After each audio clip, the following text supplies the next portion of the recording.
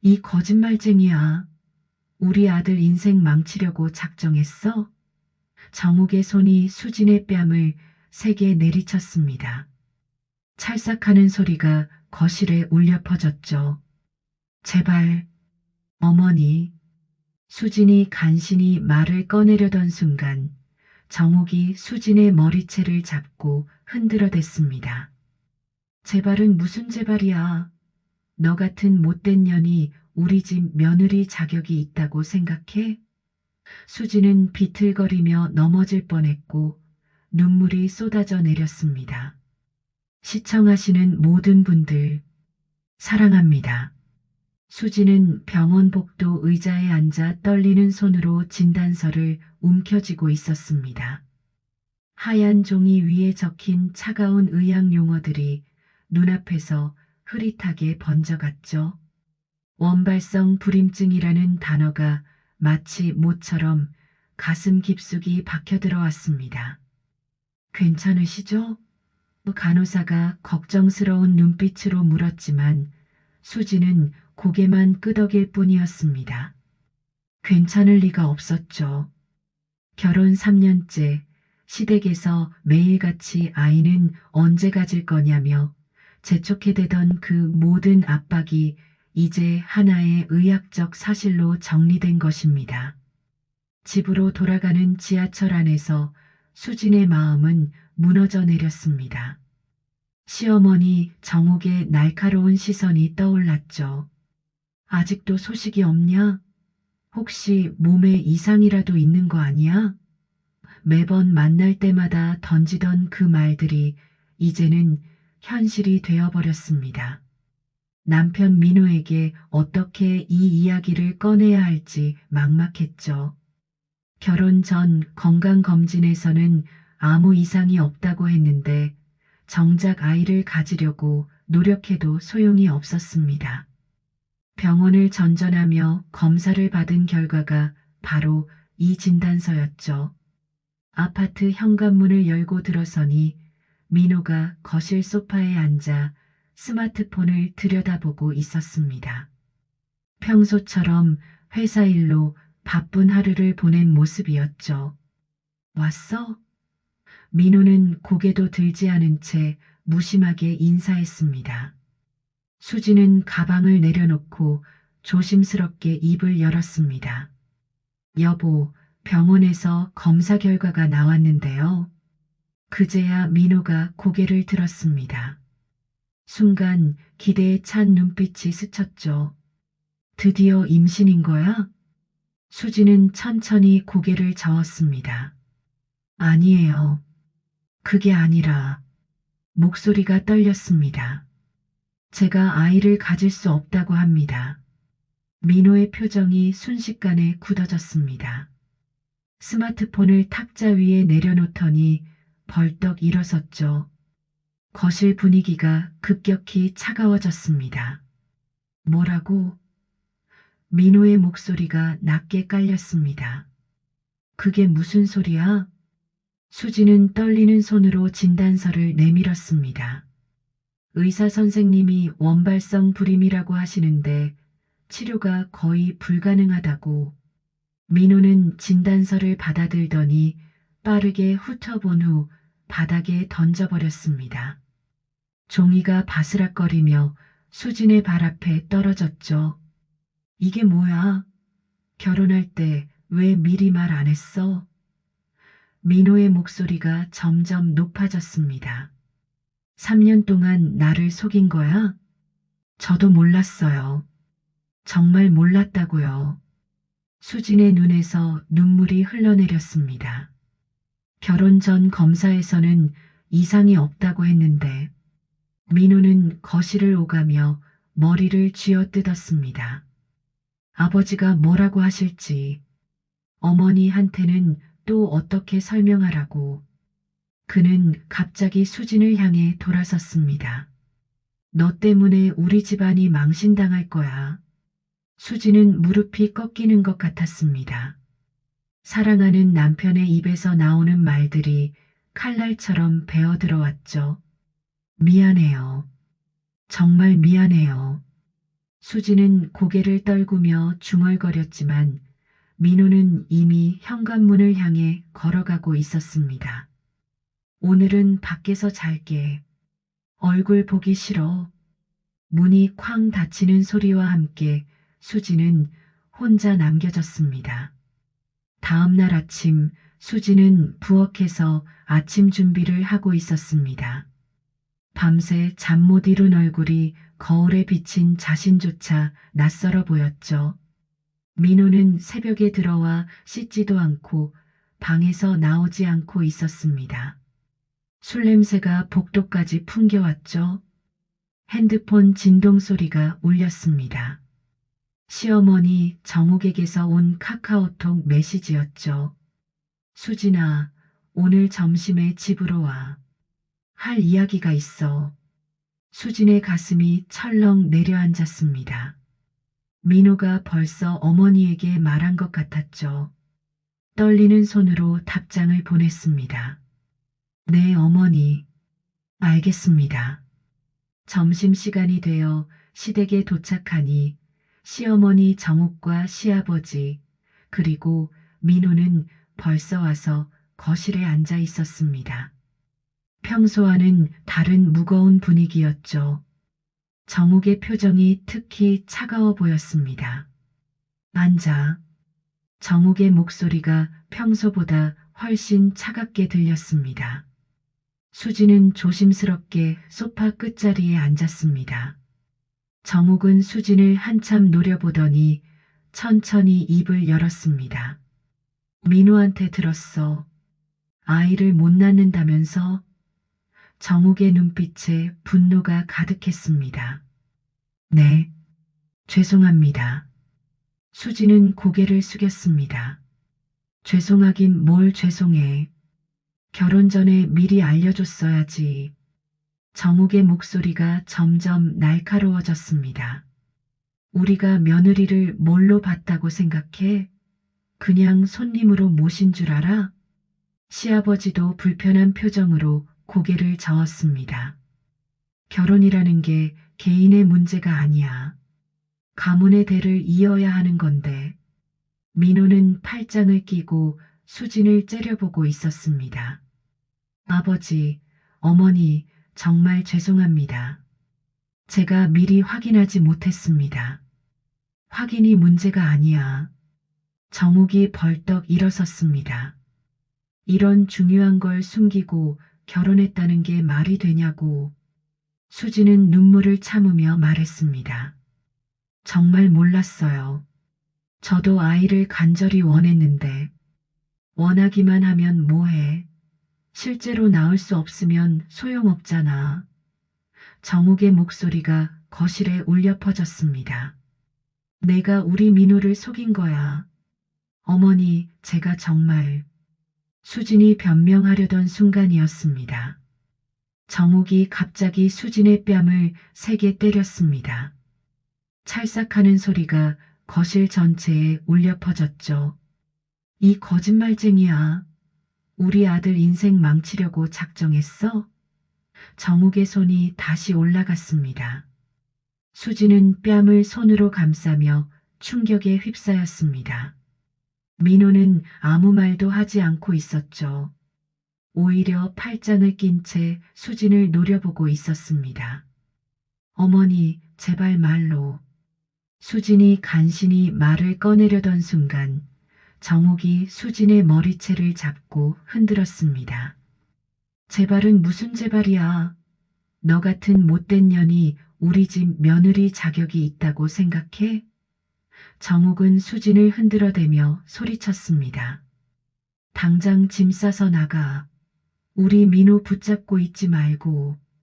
수진은 비틀거리며 넘어질 뻔했습니다. 하지만 더 충격적인 것은 민호의 반응이었죠. 어머니, 이혼은. 민호가 조심스럽게 말을 꺼냈습니다. 아직 성급한 것 같은데요. 정욱이 민호를 돌아봤습니다. 뭐라고? 이런 쓸모없는 여자와 계속 살겠다는 거야? 일단 시간을 두고 생각해 보겠습니다. 민호의 말에 수지는 한 줄기 희망을 품었습니다. 하지만 민호의 눈빛에는 사랑이 아닌 다른 무언가가 숨어 있었죠. 정옥이 다시 수진을 향해 돌아섰습니다. 시간이 뭘 바꿔준다고? 못 낫는 몸이 갑자기 낫기라도 해? 수지는 바닥에 무릎을 꿇고 고개를 숙였습니다. 모든 것이 자신의 잘못인 것처럼 느껴졌죠. 그날 밤 집으로 돌아온 수지는 민호가 거실에서 술을 마시고 있는 모습을 발견했습니다. 테이블 위에는 빈 소주병이 2개나 놓여 있었죠. 왔네. 민호가 비틀거리며 일어났습니다. 술에 취한 그의 눈빛이 평소와 달랐습니다. 여보, 술을 왜 이렇게 많이? 수진이 걱정스럽게 다가가려던 순간이었습니다. 다가오지 마. 민호가 소리쳤습니다. 너 때문에 어머니가 얼마나 실망하셨는지 알아? 수지는 발걸음을 멈췄습니다. 민호의 얼굴이 붉게 달아올라 있었죠. 여보, 제가 정말 미안해요. 하지만 저도 모르는 일이었잖아요. 모르는 일? 민호가 비웃었습니다. 3년 동안 모르는 일이라고? 그럼 지금까지 나랑 우리 가족은 뭐야? 민호는 휘청거리며 수진에게 다가왔습니다. 술 냄새가 진동했죠. 너 같은 못난 여자가 우리 집에 들어온 게 잘못이야. 민호의 목소리가 점점 거칠어졌습니다. 여보, 제발. 수진이 눈물을 흘리며 말했지만 민호는 듣지 않았습니다. 갑자기 민호의 손이 올라와 수진의 뺨을 때렸습니다. 수진은 비틀거리며 벽에 부딪혔죠. 아무짝에도 쓸모없는 여자가. 민호가 소리치며 다시 손을 들었습니다. 수진은 벽에 기대선 채 몸을 움츠렸습니다. 이런 민호는 처음 봤기 때문이죠. 이제까지 한 번도 손을 댄 적이 없던 남편이었는데, 여보, 정말 미안해요. 제가 잘못했어요. 수진이 떨리는 목소리로 빌었습니다. 민호는 한참 수진을 노려보더니 소파에 털썩 앉았습니다. 앞으로 어머니 앞에서는 더 조심해. 괜히 나까지 욕 듣게 하지 말고. 그날 밤 수지는 침실에서 혼자 울었습니다. 뺨이 아려왔지만 마음이 더 아팠죠. 사랑한다고 믿었던 남편이 자신을 때린 것이 믿기지 않았습니다. 며칠 후 정욱이 또다시 수진을 불렀습니다. 이번에는 시댁 근처 찻집이었죠. 어서 와 앉아. 정욱의 목소리가 차가웠습니다. 수진이 자리에 앉자 정욱이 가방에서 서류 뭉치를 꺼냈습니다. 이게 뭔지 알아? 정욱이 서류를 수진 앞에 던졌습니다. 이게 이혼 합의서야. 정욱의 눈빛이 날카로웠습니다. 여기 사인해. 수진은 깜짝 놀라 고개를 들었습니다. 어머니, 갑자기 왜? 갑자기가 아니야. 너 같은 쓸모없는 며느리는 우리 집에 필요 없어. 정욱이 차갑게 말했습니다. 하지만 민호 씨는 아직 시간을 두고 생각해 보자고. 민호? 그 애는 너무 착해서 문제야. 나 같으면 당장 쫓아냈을 거야. 정욱이 펜을 수진에게 밀어줬습니다. 어서 사인해. 수진은 떨리는 손으로 서류를 들여다봤습니다. 재산 분할도 위자료도 없는 조건이었죠. 어머니, 이건 너무 관대한 거야. 정욱이 소리쳤습니다. 우리를 속이고 들어온 주제에 뭘 더 바라는 거야? 주변 사람들이 쳐다보기 시작했습니다. 수지는 얼굴이 빨갛게 달아올랐죠. 제발 목소리 좀 낮춰주세요. 목소리. 정욱이 더 크게 말했습니다. 이런 사기꾼한테 체면을 봐줘야 해? 수지는 고개를 떨구고 눈물을 참았습니다. 정옥은 그런 수진을 보며 만족스러워했죠. 어서 사인하라고. 아니면 내가 민호한테 당장 이혼하라고 할 거야. 수지는 펜을 잡았지만 손이 떨려서 글씨를 쓸 수 없었습니다. 정옥은 그런 수진을 재촉했죠. 빨리 안 해? 시간 없어.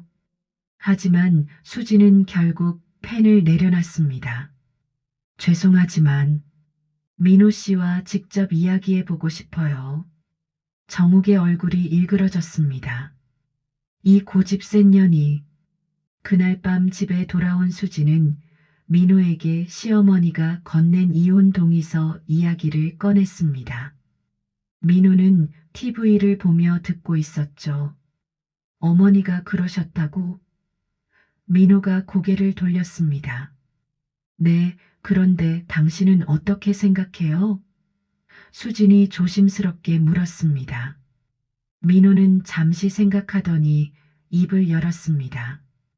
아직은 성급한 것 같은데. 수진의 얼굴에 희망이 스쳤습니다. 정말요? 응. 이혼이라는 게 그렇게 쉽게 결정할 일이 아니잖아. 민호가 수진의 손을 잡았습니다. 며칠 전 술에 취해 폭력을 휘둘렀던 것과는 180도 다른 모습이었죠. 우리 좀 더 노력해보자. 하지만 수지는 민호의 진짜 속마음을 알지 못했습니다. 민호에게는 다른 계산이 있었거든요. 며칠 후 정욱이 다시 수진을 불렀습니다. 이번에는 신우이 미영까지 함께였죠. 민호가 뭐라고 하던? 정욱이 날카롭게 물었습니다. 아직 시간을 두고 생각해 보자고 했어요. 수진이 조심스럽게 답했습니다. 정욱의 얼굴이 붉어졌습니다. 시간? 시간이 뭘 해결해 준다고? 신우이 미영이 거들었습니다. 언니, 오빠가 너무 착한 거예요. 언니를 불쌍하게 생각해서 그런 거지. 속으로는 얼마나 답답하겠어요. 그러게 말이야. 정욱이 수진을 노려봤습니다. 민호는 체면 때문에 못 말하는 거야. 내가 먼저 나서야지. 수진은 고개를 떨구고 있었습니다. 정욱이 갑자기 수진의 팔을 잡고 세게 꼬집었죠. 아, 수진이 소리쳤습니다. 정신 차려. 정욱이 다시 꼬집었습니다. 내가 우리 집안을 망치고 있는 거야. 미영도 가세했습니다. 언니 정말 이기적이에요. 오빠 인생은 생각 안 해요? 정욱이 수진의 머리채를 잡고 흔들었습니다. 이혼 동의서에 사인해. 안 그러면 내가 직접 민호한테 강요할 거야. 수진이 비틀거리자 미영이 뒤에서 밀었습니다. 어머니 말씀 들어요. 제발 그만해 주세요. 수진이 눈물을 흘리며 빌었습니다. 하지만 정욱과 미영의 괴롭힘은 계속됐습니다. 수진의 팔과 다리에는 꼬집힌 자국들이 빨갛게 올라왔죠. 그날 저녁 민호가 집에 돌아왔을 때 수진은 어머니와 동생이 자신을 괴롭혔다고 말했습니다.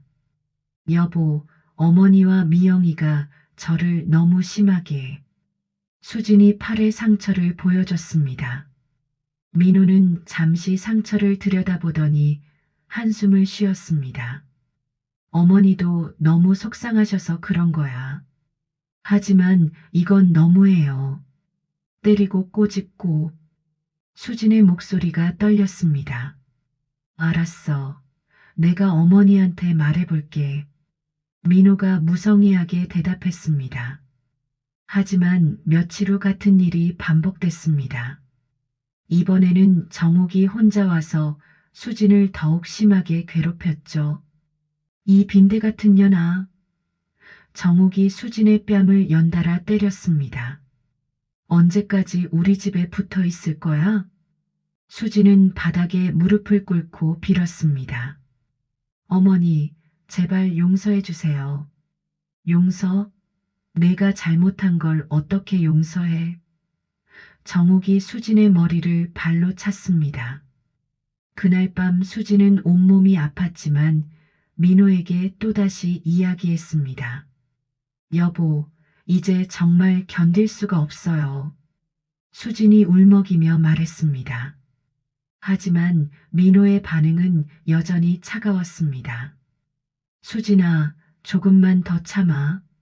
어머니 마음이 풀릴 때까지만. 언제까지요? 언제까지 이렇게 살아야 해요? 수진이 절규했습니다. 민호는 짜증스럽다는 표정을 지었습니다. 그럼 어쩌자고? 이혼하자고? 아니에요. 그게 아니라. 수진이 당황했습니다. 그럼 참는 수밖에 없잖아. 민호가 냉정하게 말했습니다. 내가 만든 상황이니까 내가 해결해야지. 수진은 이제 완전히 고립된 기분이었습니다. 시댁에서는 매일 괴롭힘을 당하고 남편마저 자신을 보호해주지 않았으니까요. 하지만 민호가 이혼을 거부하는 진짜 이유는 따로 있었습니다. 수진이 아직 모르는 더 충격적인 진실이 숨어 있었죠. 다음 날 민호는 창호에게 전화를 걸었습니다. 목소리가 평소보다 한층 공손했죠. 아버님, 안녕하세요. 저 민호입니다. 아, 민호야. 무슨 일이냐? 창호가 차분하게 답했습니다. 혹시 시간 되시면 뵙고 싶은데요. 상의드릴 일이 있어서요. 창호는 잠시 생각했습니다. 그래, 어디서 만날까? 아버님 댁 근처 커피숍에서 만나시죠. 일시간 후 커피숍에서 만난 민호는 평소와 달리 매우 정중했습니다. 창호에게 비싼 커피까지 주문해주며 기분을 맞춰주려 했죠. 아버님, 사실 부탁드릴 일이 있어서 뵙게 됐습니다. 민호가 조심스럽게 입을 열었습니다. 무슨 일인지 말해봐라. 저희 회사에서 새로운 사업 기회가 생겼는데요. 투자 자금이 좀 필요합니다. 민호의 목소리가 간절했습니다. 창호는 표정을 바꾸지 않고 들었습니다. 얼마나 필요한데? 1억 정도인데요. 제 신용으로는 한계가 있어서. 민호가 머뭇거렸습니다. 혹시 아버님께서 보증을 서주실 수 있을까요? 창호는 잠시 생각하는 척 했습니다. 1억이라. 적은 금액이 아닌데. 네, 알고 있습니다. 하지만 정말 좋은 기회거든요. 성공하면 수진이도 편하게 해줄 수 있고요. 민호가 애써 웃으며 말했습니다. 그래, 한번 알아볼게. 은행에 문의해보고 연락하마. 창호가 고개를 끄덕였습니다. 그날 저녁 창호는 예전 은행 후임인 박지점장에게 전화를 걸었습니다. 박지점장 나야. 창호야. 아, 선배님, 오랜만입니다. 어떻게 지내세요? 응, 잘 지내고 있어. 그런데 하나 물어볼 게 있는데 박민호라는 사람 신용도 좀 확인해 줄 수 있나? 내가 보증을 서면 얼마까지 되나 좀 알아봐 주게. 박지점장이 잠시 후 답했습니다. 박민호요? 잠깐만요. 확인해 보겠습니다. 몇 분 후 박지점장의 목소리가 심각해졌습니다. 선배님, 이 사람 상당히 문제가 있네요. 어떤 문제? 대출이 너무 많아요. 이미 여러 은행에서 2억 넘게 빌렸는데 대부분 연체 상태입니다. 보증인이 있어도 추가 대출은 거의 불가능할 것 같은데요. 창호의 표정이 굳어졌습니다. 2억이라고? 절대 보증 서시면 안 됩니다. 이 사람은 이미 파산 직전이에요. 전화를 끄는 창호는 깊은 생각에 빠졌습니다. 다음 날 창호는 수진에게 전화를 걸었습니다. 하지만 수진은 전화를 받지 않았습니다. 한두 번이 아니라 계속 전화를 피하고 있었죠. 걱정이 된 창호는 직접 수진의 집으로 향했습니다. 현관벨을 누르자 한참 후에야 수진이 문을 열었습니다. 아버지, 갑자기 웬일이세요? 수진의 목소리가 떨렸습니다. 창호는 수진의 모습을 보고 깜짝 놀랐습니다. 얼굴 한쪽에 멍이 들어 있었고 반팔 옷 사이로 보이는 팔과 다리에도 크고 작은 상처들이 있었거든요. 수진아, 이게 뭐냐? 창호의 목소리가 차가워졌습니다. 아, 이건 제가 넘어져서. 수진이 당황하며 팔로 상처를 가렸습니다. 넘어져서 창호가 수진의 팔을 잡고 자세히 봤습니다. 이건 넘어져서 생긴 상처가 아니야. 누가 때린 거지? 수진은 눈물이 고였지만 고개를 저었습니다. 아니에요. 정말 넘어진 거예요. 창호는 딸을 거실로 데리고 들어가 앉혔습니다. 수진의 상처를 하나하나 살펴보니 분노가 치밀어 올랐죠. 꼬지 핀 자국, 머리카락이 뜯긴 흔적, 뺨의 손자국까지 모든 게 명확했습니다. 수진아, 아버지한테 솔직히 말해라. 누가 너를 이렇게 만들었느냐? 창호의 목소리가 떨렸습니다. 수진은 더 이상 숨길 수 없었습니다. 눈물이 쏟아지기 시작했죠. 아버지, 저, 저. 수진이 흐느끼며 말을 꺼내지 못했습니다. 천천히 말해라. 아버지가 다 들어줄게. 창호가 딸의 손을 잡았습니다. 사실은 저희가 아이를 가지려고 했는데 수진의 목소리가 떨렸습니다. 병원에서 검사를 받았더니 제가 불임이라고 했어요. 창호는 깜짝 놀랐지만 표정을 감췄습니다. 불임이라고? 네. 원발성 불임이라고 치료도 거의 불가능하다고 했어요. 수진이 눈물을 흘리며 말했습니다. 그래서 민호한테 말했더니 민호가 뭐라고 했냐? 처음에는 화를 냈어요. 왜 미리 말하지 않았냐고 자기를 속였다고. 수진의 목소리가 점점 작아졌습니다. 창호는 주먹을 꽉 쥐었지만 참았습니다. 그래서 시댁에 가서 어머니께 말씀드렸더니 어머니가 너무 화를 내시면서 저를 때리셨어요.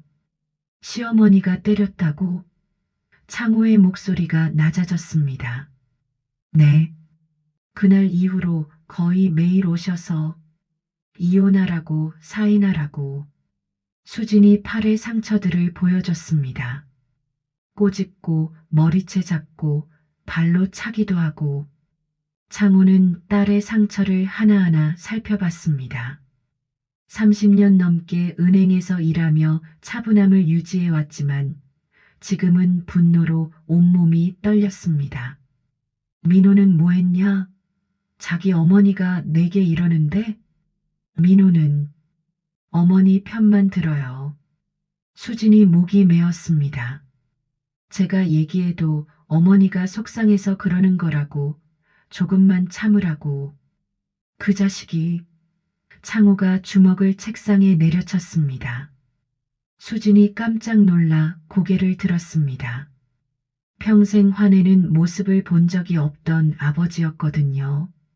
아버지, 괜찮아요. 제가 정말 잘못한 거니까. 수진이 아버지를 달랬습니다. 잘못한 게 뭐가 있냐? 창호가 딸의 어깨를 잡았습니다. 내가 아픈 건 내 잘못이 아니야. 그리고 설령 그렇다고 해도 이렇게 맞을 이유는 없어. 수진은 아버지의 말에 더욱 울음을 터뜨렸습니다.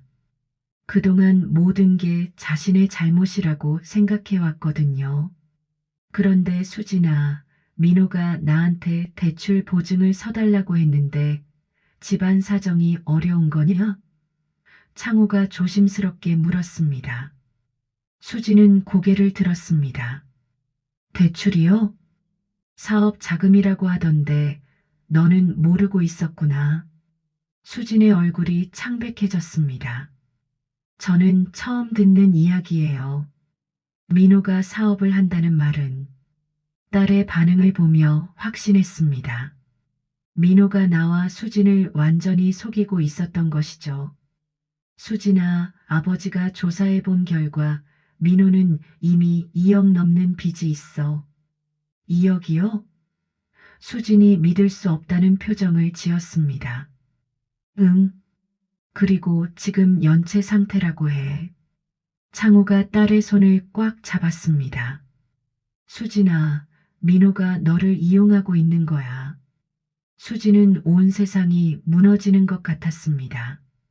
불임으로 인한 고통, 시댁의 괴롭힘, 그리고 이제 남편의 배신까지 모든 것이 한꺼번에 밀려왔습니다.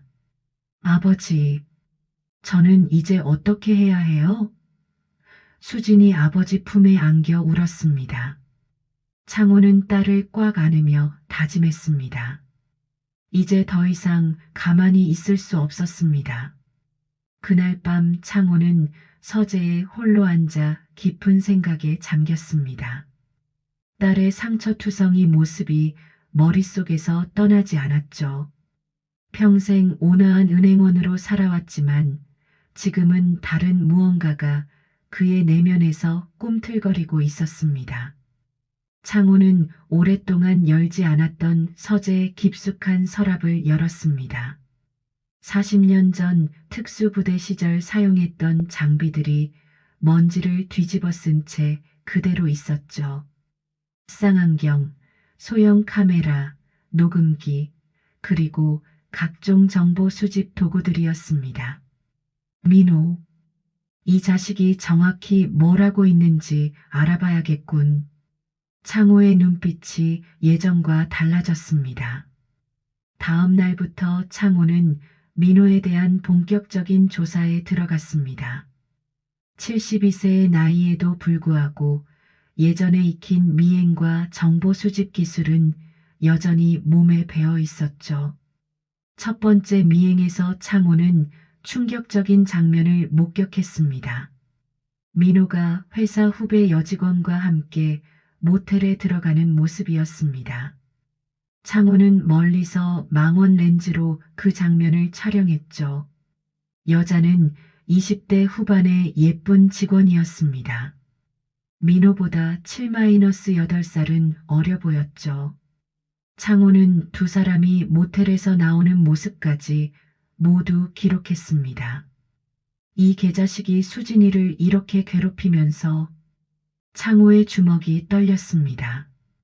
며칠 후 창호는 민호의 또 다른 행적을 추적했습니다. 이번에는 민호가 강남의 한 고급 카지노에 출입하는 모습을 포착했죠. 창호는 카지노 로비에서 자연스럽게 대기하며 민호의 상황을 지켜봤습니다. 수십 년 전 정보 수집 임무에서 터득한 인내심이 빛을 발하는 순간이었죠. 민호는 여러 번 카지노를 드나들었고 나올 때마다 표정이 어두웠습니다. 이틀 후 저녁 창호는 민호가 친구들과 만나는 술자리를 감시했습니다.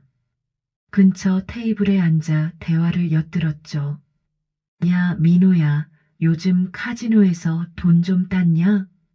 친구 중 한 명이 물었습니다. 민호가 술잔을 기울이며 한숨을 쉬었습니다. 망했어. 완전히 망했어. 이번 달에만 5천만 원 날렸다. 미친. 그럼 총 얼마나 잃은 거야? 거의 1억 5천 정도? 아니 더 될 수도. 민호의 목소리가 절망적이었습니다. 창호는 녹음기로 대화를 기록했습니다.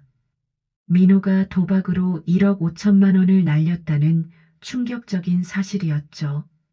그럼 연희는 어떻게 할 거야? 그 여자한테도 돈 많이 썼잖아. 연희, 민호가 비웃었습니다. 걔는 그냥 스트레스 해소용이야. 집에서 수진이 때문에 짜증나니까. 그래도 연희한테 명품이며 뭐며 많이 사줬잖아. 그것만 해도 몇백만 원은 들었을 텐데. 그래, 가방이며 옷이며. 아마 500만 원은 썼을 거야.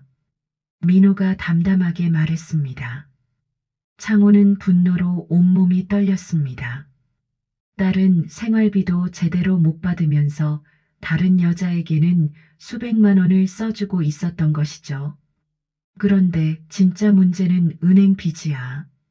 민호가 목소리를 낮췄습니다. 연체 이자까지 합치면 2억 3천까지 불어났어. 미친, 그럼 어떻게 할 거야? 장인한테 보증 요청했어. 1억만 더 빌려서 정리하려고. 민호가 비열한 미소를 지었습니다. 장인이 서줄까? 글쎄, 아직 답 안 줬는데. 수진이 때문에라도 서줄 거야. 그리고 나중에 수진이가 상속받으면 그걸로 다 갚으면 되니까. 친구들이 웃으며 말했습니다. 너 진짜 나쁜 놈이네. 그럼 수진이는? 수진이? 걔는 바보야. 내가 진심으로 사랑한다고 믿고 있어. 민호가 술을 마시며 계속했습니다. 불임인 주제에 이혼도 안 하겠다고 버티고 있고. 그럼 너는 언제까지 그 여자랑 살 거야? 돈 문제 해결되면 바로 이혼할 거야. 연희랑 새로 시작하려고. 민호의 목소리에 아무런 감정이 없었습니다. 창호는 모든 대화를 녹음하며 치를 떨었습니다. 민호가 완전히 딸을 이용하고 있었던 것이죠. 다음 날 창호는 수진을 다시 만났습니다. 하지만 수진의 반응은 예상과 달랐습니다. 아버지, 그래도 이혼은 안 할 거예요. 수진이 고집스럽게 말했습니다. 수진아, 민호가 너를 어떻게 생각하는지 들었잖아. 하지만 민호는 지금 힘든 상황이니까 그런 거예요. 평소에는 저를 이해해 주거든요. 수진의 눈에 눈물이 고였습니다. 창호는 답답했습니다. 수진아, 민호가 도박으로 1억 5천을 날리고 다른 여자와 바람을 피우고 있어. 그런데도 그건 제가 아이를 못 낳아서 스트레스 받은 거예요. 수진이 자신을 탓했습니다. 제가 더 잘해주면 민호도 변할 거예요. 창호는 딸의 말을 들으며 더욱 확신했습니다. 이대로 놔두면 수진이 완전히 망가질 것 같았죠. 이제 직접 나서야 할 때였습니다. 며칠 후 창호는 민호에게 직접 전화를 걸었습니다. 목소리는 평소와 같이 차분했지만 눈빛은 예전과 달랐죠. 민호야, 시간 있으면 만나자. 대출건으로 이야기할 게 있어. 아, 아버님. 네, 언제든지 괜찮습니다. 민호의 목소리가 기대에 찼습니다. 오늘 저녁 7시에 한강공원으로 나와라. 조용한 곳에서 이야기하자. 저녁 7시 한강공원의 외진 벤치에서 두 사람이 마주 앉았습니다. 민호는 기대에 찬 표정이었지만 창호의 표정은 평소보다 굳어 있었죠. 아버님, 대출건은 어떻게 되었나요? 민호가 조심스럽게 물었습니다. 창호는 가방에서 서류 뭉치를 꺼냈습니다. 이걸 보기 전에 말해라. 민호는 서류를 받아들고 훑어봤습니다. 자신의 모든 대출 내역과 도박 기록, 그리고 연희와의 불륜 사진들이 정리되어 있었죠. 민호의 얼굴이 순식간에 창백해졌습니다. 이게 어떻게... 민호가 떨리는 목소리로 중얼거렸습니다. 2억 3천만 원. 창호의 목소리가 차갑게 식었습니다. 그중 1억 5천은 도박으로 날리고 나머지는 연이라는 여자한테 쓴 거지. 민호는 변명을 하려 했지만 말이 나오지 않았습니다. 모든 증거가 너무나 명확했거든요. 아버님, 이건 제가 설명드릴게요. 민호가 땀을 흘리며 말했습니다. 설명? 창호가 냉소했습니다. 뭘 설명하겠다는 거냐?